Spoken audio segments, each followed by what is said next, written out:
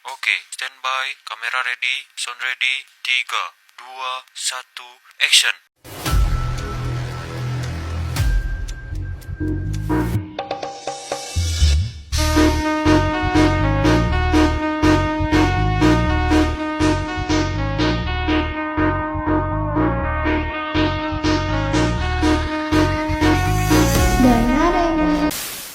Assalamualaikum warahmatullahi wabarakatuh. Kami dari kelompok 8 akan menjelaskan mengenai bab 4, yaitu penyesuaian pembukuan. Yang pertama, pengertian, yaitu pencatatan tambahan pada akhir periode agar saldo akun sesuai dengan keadaan yang sebenarnya. Ia memiliki tujuan, yaitu menyajikan laporan keuangan yang wajar. Yang kedua, yaitu mencocokkan antara pendapatan dan beban dalam periode yang sama. Yang ketiga, yaitu mencatat dan mengoreksi transaksi akun yang memerlukan penyesuaian. Selanjutnya yaitu adalah konsep dan prinsip. Jadi konsep dan prinsip ini terbagi menjadi 4, yaitu konsep akuntansi akrual, yang kedua ada periode akuntansi, yang ketiga ada prinsip pendapatan, dan yang keempat ada prinsip penandingan. Nah, yang pertama itu ada konsep akuntansi akrual. Akuntansi akrual ini yaitu metode catatan akuntansi yang mengakui pendapatan dan beban pada saat transaksi terjadi, bukan pada saat uang kas diterima atau dibayarkan. Oke. Nah, contoh jasa di bulan Agustus dibayar September. Jadi pencatatan akuntansi akrualnya adalah jasa Agustus yang dibayar di bulan September. Ini pencatatannya pada saat transaksinya terjadi.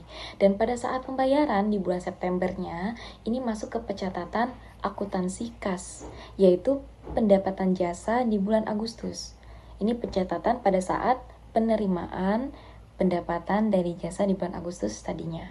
Nah, jadi singkatnya, akuntansi akrual ini berfokus pada kapan suatu aktivitas ini bisa terjadi, bukan kapan uang berpindah tangan. Nah, yang kedua ini ada periode akuntansi. Nah, periode akuntansi ini adalah rentang waktu tertentu yang digunakan perusahaan untuk menyusun laporan keuangannya.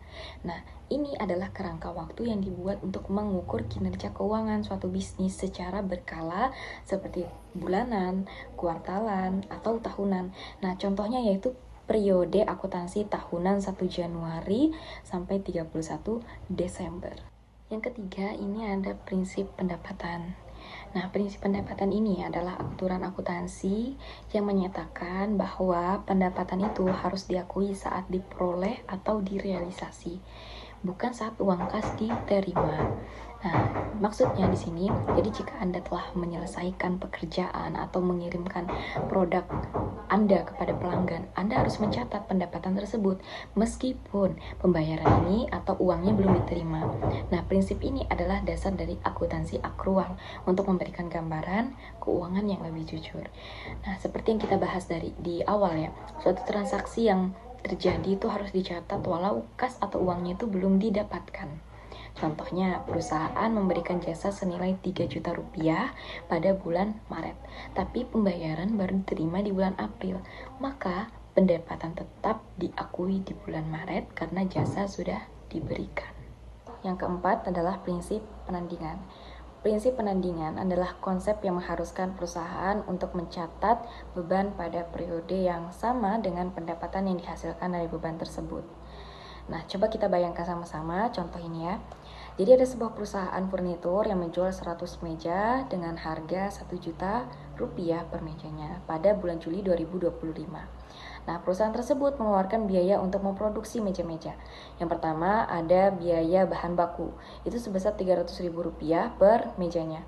Terus ada biaya tenaga kerja, itu sebesar Rp150.000 per mejanya. Cara penerapan prinsip penandingannya yaitu untuk pendapatan, perusahaan akan mencatat pendapatan yaitu 100 meja dikali harga jual per meja. Yang tadi yang 1 juta rupiah. Jadi total pendapatannya 100 juta rupiah di bulan Juli saat meja tersebut terjual. Nah, yang kedua ada beban. Perusahaan akan mencatat biaya produksi sebagai beban pada bulan Juli. Nah, bukan saat biaya tersebut dibayarkan. Jadi ada beban bahan baku dari 100 meja dikali Rp300.000 Jadi totalnya 30 juta rupiah. Terus ada beban tenaga kerja dari 100 meja dikali 150 ribu rupiah. Totalnya 15 juta rupiah. Nah, dengan menerapkan prinsip penandingan, laporan laba rugi bulan Juli akan mencerminkan laba kotor sebesar 55 juta rupiah, yaitu pendapatan 100 juta yang dikurangi dengan 45 juta rupiah tadi. Hal ini memberikan gambaran yang jelas bahwa beban yang dikeluarkan di periode tersebut memang menghasilkan pendapatan yang dicatat di periode yang sama.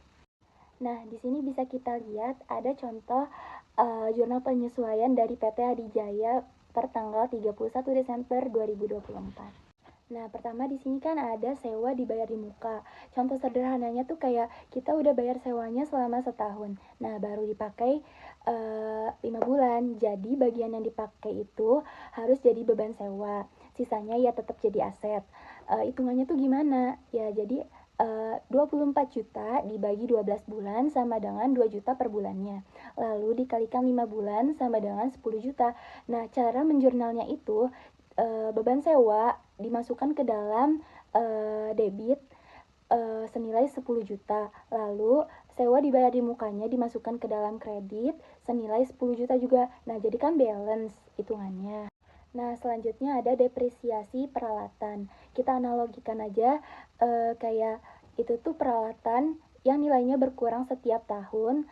Ya emang karena habis dipakai sama kita. Nah, cara menghitungnya juga yaitu 60 juta dikurang 10 juta lalu dibagi 5 tahun sama dengan hasilnya 10 juta. Lalu menjurnalnya yaitu beban depresiasi dimasukkan ke dalam debit senilai 10 juta, sedangkan akumulasi depresiasi dimasukkan ke dalam kredit senilai 10 juta juga. Nah, seperti itu. Nah, selanjutnya ada pendapatan diterima di muka.